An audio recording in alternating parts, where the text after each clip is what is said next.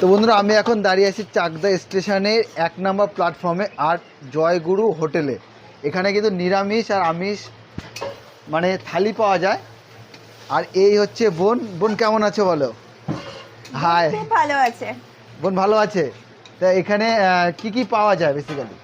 আমার দোকানে সবজি ভাত থেকে শুরু করে মাছ, ডিম, মাংস আর রাত্রে রুটি তরকারি। আচ্ছা, মানে থালিগুলো যদি প্রাইসগুলো একটু বলে দিতে। সবজি ভাত 30 টাকা, মাছ ভাত 60 টাকা, মাংস ভাত 50 আর ডিম ভাত 45। তো মাছের থেকে মাংস ভাতের দামটা কমে গেল না? বাজার দ্রব্য যেরকম, কারণ মাংস কিনতে গেলে 185 থেকে 200-র মধ্যে পড়ে, আর মাছ কিনতে গেলে 200 থেকে 220-র মধ্যে পড়ে। হ্যাঁ কেজি কিন্তু দর যেমন হবে। হ্যাঁ কিন্তু প্রায় মানে প্রত্যেক হোটেলেই তো দেখছি দাম বেশি, মাছের থেকে মাংসের দাম বেশি। তোমার এখানে কম, সেটাই অবাক হয়ে গেল। এটা নিয়ে কোনো বিতর্কে যাওয়ার কিছুই নেই, এটা খুব স্বাভাবিক ব্যাপার, কারণ পিস অনুযায়ী, আকৃতি অনুযায়ী দাম বেশি কম করা